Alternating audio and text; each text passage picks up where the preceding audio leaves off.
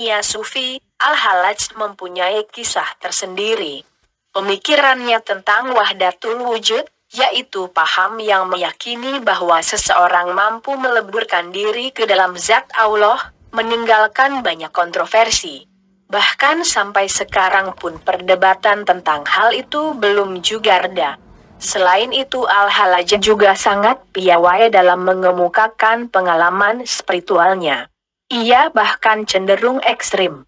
Jargonnya yang terkenal, Ana Al-Haaki, aku adalah Tuhan, masih terus menjadi bahan perbincangan yang tiada habis sampai sekarang.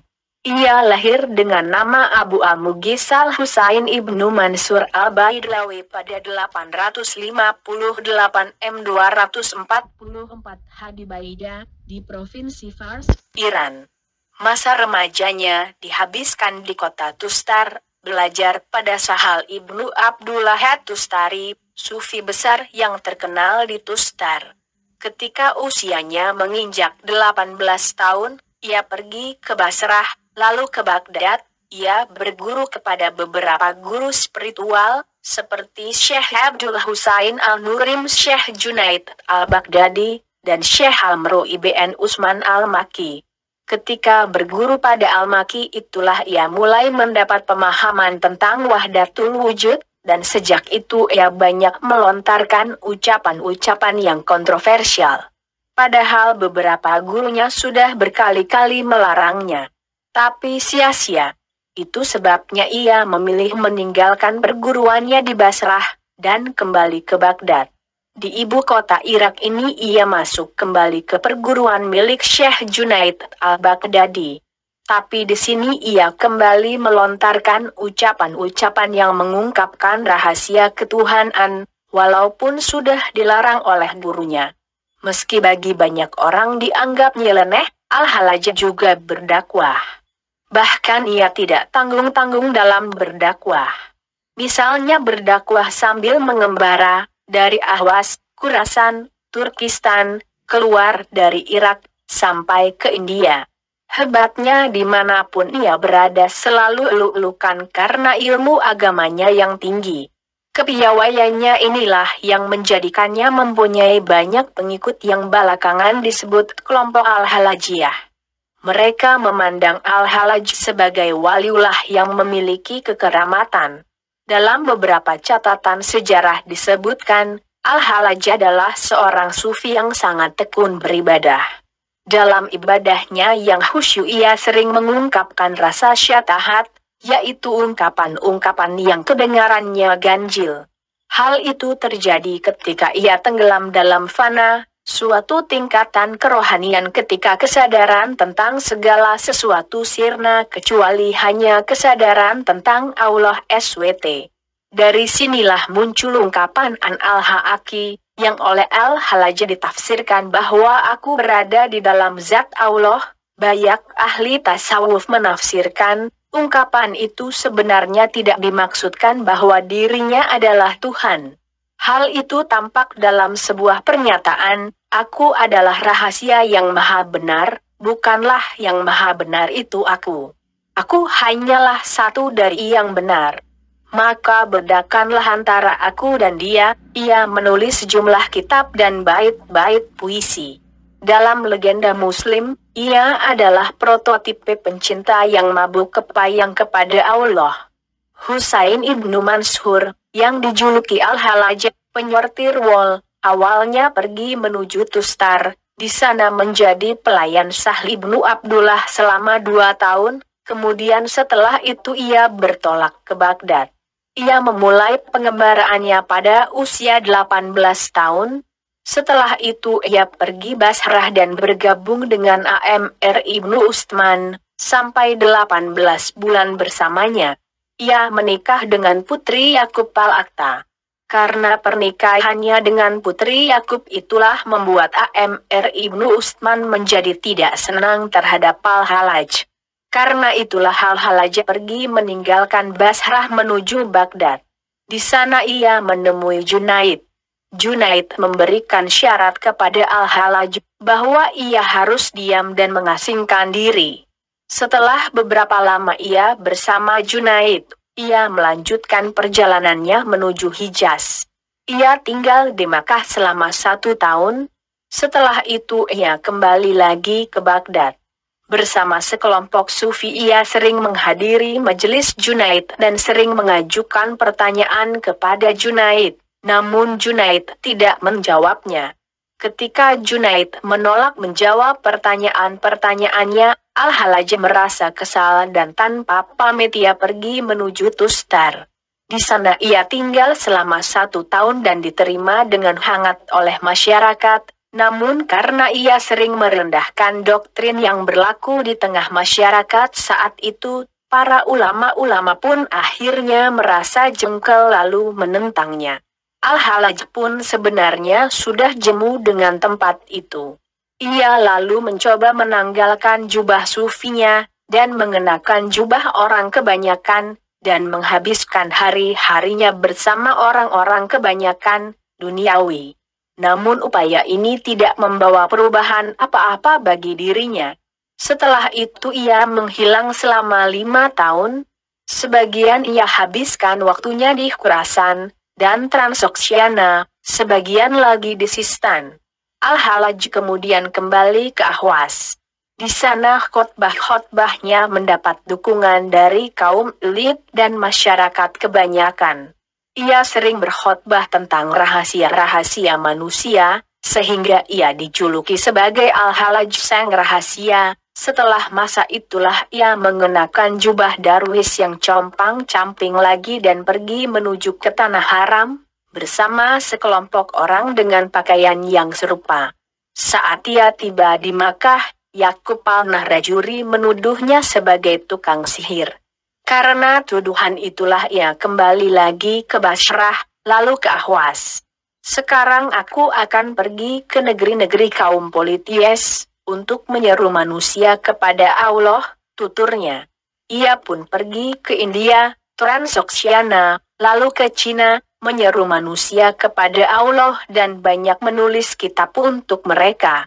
Saat ia kembali dari pengembaraannya ke daerah-daerah itu, masyarakat di daerah-daerah tersebut menulis surat untuknya.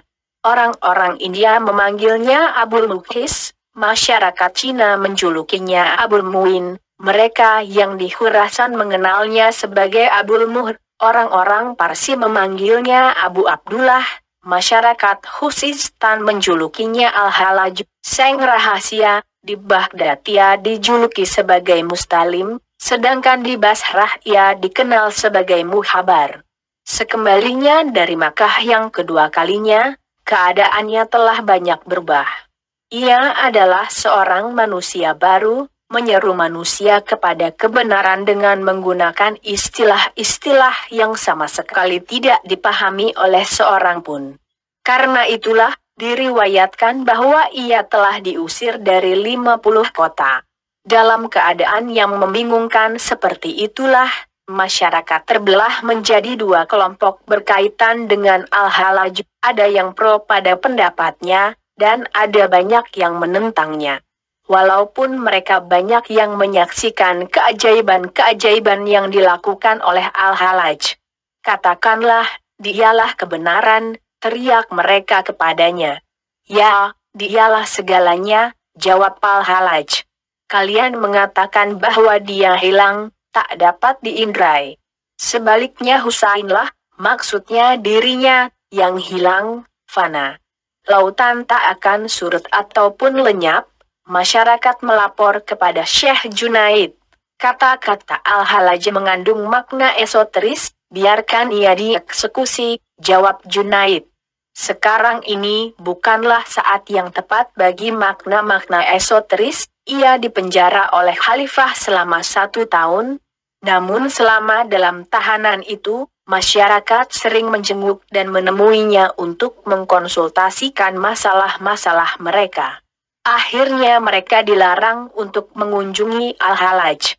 Setelah itu selama 5 bulan tak ada seorang pun yang menemuinya, kecuali Ibnu Atta dan Ibnu Hafif. Pada suatu kesempatan, Ibnu Atta mengirimkan pesan kepada Al-Halaj. Wahai Syekh, mintalah maaf atas segala ucapanmu agar engkau bisa bebas, Al-Halaj menjawab, suruh ia yang mengatakan hal ini untuk meminta maaf. Ibnu Atta menangis saat mendengar jawaban ini. Kita bahkan tidak memiliki secuil pun derajat dibanding dengan Al-Halaj, katanya. Diriwayatkan, pada malam pertama ia di penjara, para sipir datang ke selnya, namun tidak menemukannya di sana. Mereka mencarinya ke seluruh sudut sel, namun ia tetap tidak ditemukan. Pada malam kedua, mereka juga tidak menemukan baik Al-Jalaj maupun selnya. Pada malam ketiga, mereka menemukannya berada di dalam selnya. Para sipir itu bertanya, di mana engkau pada malam pertama, dan di mana engkau bersama Selini di malam kedua? Kini engkau di Selini kembali, tanda-tanda apa ini? Ia menjawab, di malam pertama, aku berada di dalamnya. Karena itulah aku tidak berada di sini. Pada malam kedua, dia berada di sini, maka aku dan Selini pun tiada. Di malam ketiga, aku dikirim kembali, agar hukum dapat ditegakkan. Ayo lakukan tugas kalian. Saat Al-Halaj masuk penjara itu, ada 300 orang tahanan lain di sana. Malam itu ia menyapa mereka, wahai para tahanan, maukah kalian aku bebaskan? Mengapa tidak engkau bebaskan saja dirimu sendiri? Tanya mereka. Aku adalah tahanan Allah, aku adalah pengawal keselamatan, jawabnya. Jika engkau mau, aku dapat melepaskan semua belenggu dengan satu isyarat. Al-Halaj membuat satu isyarat dengan jari telunjuknya, dan semua belenggu mereka pun terbuka, hancur lebur. Sekarang bagaimana kita bisa pergi? Tanya para tahanan itu. Karena pintu sel terkunci, Al-Halaj membuat satu isyarat lagi, dan tembok penjara pun jebol. Sekarang pergilah kalian, pekitnya. Engkau tidak ikut? Tanya mereka. Tidak, jawabnya. Aku punya sebuah rahasia dengannya yang hanya bisa diungkapkan di tiang gantungan. Keesokan harinya para sipir bertanya padanya, kemana perginya para tahanan lainnya? Aku telah membebaskan mereka, jawab Al-Halaj dengan santainya. Mengapa engkau tidak ikut pergi? Tanya mereka. Allah punya alasan untuk mencemoohku, maka aku tidak pergi, jawabnya. Kejadian di penjara ini dilaporkan kepada Khalifah. Akan ada kerusuhan, pekik Khalifah. Bunuh dia, atau cambuk dia dengan tongkat sampai dia menarik kembali ucapannya. Mereka mencambuknya dengan tongkat sebanyak 300 kali. Setiap kali cambuk mendera tubuhnya, sebuah suara gaib berkata, jangan takut, wahai Ibnu Mansur. Kemudian mereka membawanya keluar untuk disalib. Dengan 13 belenggu yang berat di tubuhnya, Al-Halaj melangkah dengan tegap sepanjang jalan, sambil melambaikan tangannya seperti seorang pengembara. Mengapa engkau berjalan dengan begitu poangah? Mereka bertanya. Karena aku tengah berjalan menuju pejagalan, jawabnya sambil melantunkan bait-bait syair. Kekasihku tak bersalah dirinya, aku anggur terbaik seperti dia, laksana tuan rumah yang ramah, melayani tamunya. Dan kala perjamuan telah berakhir, dia menghunus pedang dan kafan pun digelarnya. Itulah takdir bagi ia yang meneguk anggur lama di musim panas bersama singa tua. Menurut Al-Halaj, Allah SWT menciptakan manusia menurut bentuknya, dalam pengertian bahwa kendati manusia adalah makhluk dan bukan Tuhan, manusia mempunyai tabiat kemanusiaan yang menyerupai tabiat ketuhanan Allah SWT. Dengan kata lain, tabiat kemanusiaan adalah tabiat ketuhanan yang tidak sempurna, sedangkan tabiat ketuhanan Allah SWT maha sempurna, suci dari kekurangan.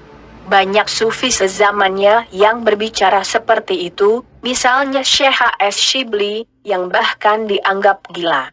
Lain halnya dengan Al-Halaj, ia tidak dianggap gila, tapi orang waras yang bijak. Banyak kisah menarik di sekitar Al-Halaj, terutama pergaulannya dengan Junaid al-Baghdadi. Pada suatu hari Syekh Junaid berkata, "Hai, Mansur, Al-Halaj, tak lama lagi suatu titik dari sebilah papan akan diwarnai oleh darahmu." Maka sahut Al-Halaj, "Benar, tapi engkau juga akan melemparkan pakaian kesufianmu dan mengenakan pakaian Maulwi Ana Al-Ha'aki." Dan ternyata dua ramalan itu menjadi kenyataan. Pada suatu hari Al-Halaj benar-benar dirangsang oleh api cinta ilahiyah dan kembali meneriakkan Ana Al-Ha'aki tanpa henti. Para guru dan teman-temannya seperti Syekh Junaid dan A.S. Shibli menasihati dia agar menahan diri. Namun ia tidak mempan oleh teguran itu. Al-Halaj terus saja mengulang seruannya, "Ana Al-Ha'aki," setiap saat. Gara-gara itulah kaum ulama syariat bangkit melawan Al-Halaj, didukung oleh Hamid bin Abbas, Perdana Menteri Irak. Dan akhirnya keluarlah fatwa kufur, yang menyatakan bahwa Al-Halaj melanggar ketentuan agama dan dapat dihukum mati. Tapi ketika hukuman itu disampaikan untuk mendapat persetujuan Khalifah Muqtadir Billah menolaknya, kecuali fatwa tersebut ditandatangani oleh Syekh Junaid Al-Baghdadi, maka Khalifah Muqtadir pun mengirimkan fatwa itu kepada Syekh Junaid, sampai 6 kali. Pada kiriman yang ketujuh, Syekh Junaid membuang pakaian kesufiannya lalu memakai pakaian keulamaan. Setelah itu ia menulis pada surat jawaban, menurut hukum syariat, Al-Halaj dapat dijatuhi hukuman mati, tapi menurut ajaran rahasia kebenaran, Allah Maha Tahu. Maka Al-Halaj pun ditangkap pada tahun 913 M309H. Ia ditahan dan dijebloskan ke dalam penjara. Para ulama pro pemerintah menuduhnya sering mengeluarkan pernyataan-pernyataan yang tidak sesuai dengan syariat. Bahkan ia dituduh berkomplot dengan kelompok perusuh Karamitah yang mengancam kedaulatan Bani Abbasiyah. Maka Al-Halaj pun dihukum mati dengan cara disalib. Saat mereka membawa Al-Halaj ke tiang gantungan di Bapal Te'aki, ia mencium kayunya dan menaiki tangganya sendiri. "Bagaimana perasaanmu?" tanya mereka. "Mirajnya seorang kasatria adalah di tiang gantungan," jawabnya. Ia mengenakan celana sebatas pinggang dan mantel di bahunya. Sambil menghadap ke arah kiblat, ia menengadahkan kedua tangannya dan mulai bercengkrama dengan Allah. Apa yang diketahuinya, tak seorang pun mengetahuinya, katanya. Lalu ia pun naik ke tiang gantungan. Sekelompok orang pengikutnya bertanya, "Bagaimana menurutmu, mengenai kami yang merupakan para pengikutmu, dan mengenai mereka, yang hendak merajamu?" "Mereka mendapat 2 pahala, sedangkan kalian 1, jawabnya. "Kalian hanya berprasangka baik padaku, sedangkan mereka digerakkan oleh kekuatan keimanan terhadap Allah untuk menjaga kelurusan hukumnya." Kemudian A.S. Shibli mendekat dan berdiri di hadapannya sambil berkata, "Bukankah kami telah melarangmu dari melindungi manusia?" pekiknya. Lalu ia bertanya, "Wahai Al-Halaj, apa itu sufisme?" Al-Halaj menjawab, "Yang engkau lihat ini adalah derajat terendahnya, lalu apa yang lebih tinggi daripada ini?" tanya A.S. Shibli.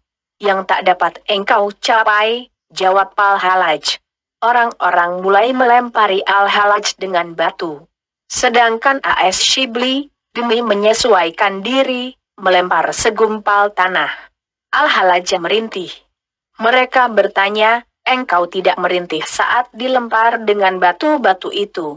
Tapi mengapa engkau merintih sewaktu terkena lemparan segumpal tanah?" "Karena mereka yang melemparku dengan batu tidak mengetahui apa yang mereka lakukan.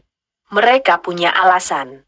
Sedangkan ia yang melempar gumpalan tanah itu, ia mengetahui bahwasanya tidak seharusnya ia melakukan itu kepadaku. Itulah yang menyakitkanku." Kemudian mereka memenggal kedua tangannya. Al-Halaj pun tertawa. "Mengapa engkau tertawa?" pekik mereka. "Sungguh mudah memenggal kedua tangan orang seseorang yang terbelenggu, jawabnya. Namun dibutuhkan seorang kasatria untuk memenggal tangan-tangan segenap sifat yang melepaskan mahkota cita-cita dari dahinya. Mereka memotong kedua kakinya. Ia pun tersenyum. Dengan kedua kaki ini, aku melakukan perjalanan duniawi, katanya. Dengan dua kaki lainnya yang kupunya, aku bahkan bisa berjalan di dua alam, dunia dan akhirat. Jika kalian mampu, potonglah kedua kaki itu. Lalu ia mengusapkan kedua tangannya yang bunting ke wajahnya, sehingga lengan dan wajahnya berlumuran darah. Mereka bertanya, "Mengapa engkau melakukan itu?" "Aku telah kehilangan banyak darah," jawabnya. "Aku sadar bahwa wajahku telah memucat." "Kalian menyangka bahwa pucatnya wajahku disebabkan oleh ketakutanku. Maka kuusapkan darah ke wajahku agar pipiku tampak semerah mawar di mata kalian.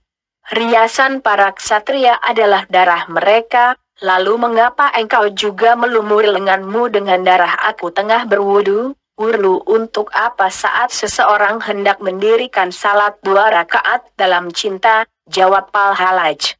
"Wudhunya belum sempurna bila tidak dilakukan dengan darah." Kemudian mereka mencungkil kedua bola matanya. Raungan terdengar di antara kerumunan orang. Sebagian menangis, sebagian melempar batu. Lalu mereka hendak memotong lidahnya. "Sabarlah sedikit. Beri aku waktu untuk mengutarakan sepatah dua patah kata," ujarnya. "Ya Allah," pekiknya sambil menengadahkan wajahnya ke langit. "Janganlah engkau usir mereka dari haribaanmu lantaran apa yang mereka lakukan padaku karena engkau. Jangan pula engkau cabut kebahagiaan ini dari mereka. Segala puji bagi Allah, karena mereka memotong kedua kakiku saat aku tengah meniti jalanmu. Dan jika mereka memenggal kepalaku, sungguh mereka telah mengangkatku ke tiang gantungan, merenungkan keagunganmu. Sebelum dihukum mati, ia salat dan berdoa, 'Ya Allah, mereka adalah hamba yang berhimpun untuk membunuhku, karena fanatik kepada agamamu dan hendak mendekatkan diri kepadamu. Maka ampunilah dan berilah rahmat kepada mereka. Karena jika engkau membuka hati mereka, seperti engkau membuka hatiku, mereka tidak akan melakukan seperti yang sedang mereka lakukan terhadapku. Dan jika engkau tutup hatiku seperti engkau menutup hati mereka, niscaya aku tidak akan diperlakukan seperti ini." Kemudian mereka memotong daun telinga dan hidungnya. Seorang yang membawa kendi kebetulan hadir di sana. Melihat Al-Halaj, ia memekik, "Penggal, penggal dengan keras dan benar. Apa urusannya ia bicara tentang Tuhan?" Kata-kata terakhir yang diucapkan Al-Halaj adalah cintanya adalah pengasingannya. Kemudian ia membaca sebuah ayat, "Orang-orang yang tidak beriman kepada hari kiamat meminta supaya hari itu segera didatangkan, dan orang-orang yang beriman merasa takut padanya dan mereka yakin bahwa kiamat itu adalah benar, akan terjadi." Itulah kata-kata terakhirnya. Kemudian mereka memotong lidahnya. Baru ketika salat maghrib tiba mereka memenggal kepalanya. Bahkan saat mereka memenggal kepalanya, Al-Halaj tersenyum, lalu setelah itu ia meninggal dunia. Tangisan membahana dari kerumunan orang. Al-Halaj telah membawa bola takdir ke batas medan tawakal. Tiap potongan tubuhnya menyerukan, "Akulah kebenaran." Keesokan harinya mereka mengatakan, masalah ini akan bertambah buruk ketimbang saat ia hidup, maka mereka pun membakar jasadnya. Dari abunya pun terdengar seruan, "Akulah kebenaran." Bahkan pada saat pembantaiannya, tiap tetes darahnya membentuk nama Allah. Mereka tercengang melihat semua itu, lalu mereka membuang abunya ke sungai Tigris. Abunya mengambang di permukaan sungai Tigris dan terus menyerukan, "Akulah kebenaran." Sebelum dieksekusi Al-Halaj telah berpesan kepada pembantunya, "Saat mereka membuang abu jasadku ke sungai Tigris, Baghdad akan terancam tenggelam. Hamparkanlah jubahku di sungai, kalau tidak, Baghdad akan hancur. Pembantunya, saat melihat apa yang terjadi, membawa jubah Al-Halaja dan menghamparkannya di tepi sungai Tigris. Air pun surut dan Abu Halaj pun diam. Kemudian mereka mengumpulkan abunya dan menguburkannya. Kematian Al-Halaja merupakan kehilangan besar sekaligus noda hitam dalam dunia tasawuf. Namun pemikirannya tetap hidup terus, tak lekang oleh ruang dan waktu.